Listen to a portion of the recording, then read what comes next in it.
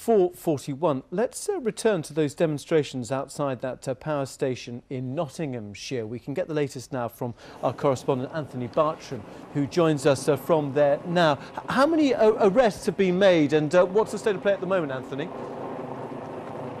Well, we're still waiting for the police to confirm to us precise numbers of arrests. This has been very much a run-around kind of afternoon for them, because the demonstration hasn't been confined to one particular point. You've got quite a number of demonstrators who were at the main entrance and they've moved around. But what has happened is some fairly sizable pockets have been roaming around the whole perimeter of this site and then making some very determined efforts to try and break in.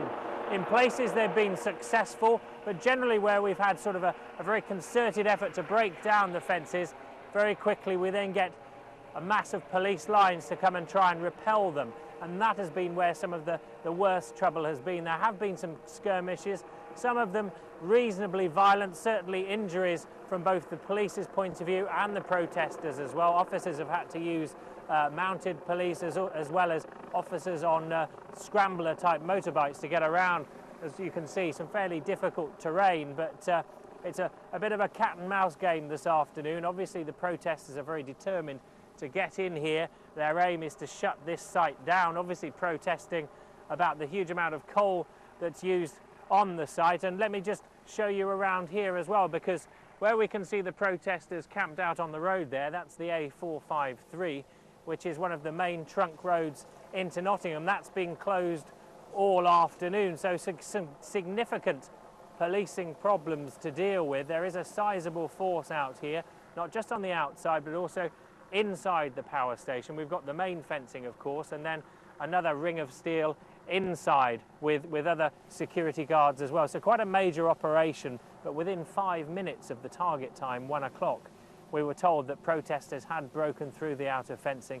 So far, that's pretty much all they've achieved. They've gotten through the outer fencing, but no further. So no impact on the power supply coming from the power station. I mean, how are the staff employed there getting in and out, or are they actually just camping out inside?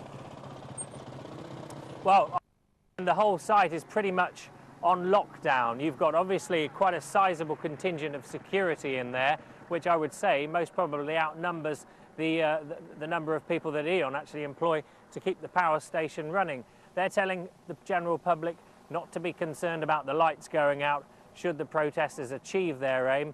Of course, the national grid, if that did happen and this power station shut down, the national grid would simply source its energy from other power stations. But the police say they're determined that that won't happen. They are concerned about some of the violence that's erupted at various flashpoints around the perimeter, and of course this is set to last into tomorrow as well. So things are very much sort of ongoing, and as I say, the pattern so far has been fairly determined efforts from sizable pockets of protesters around the whole perimeter of the site, really. Okay, Anthony Bartram in Nottinghamshire, thank you very much for now.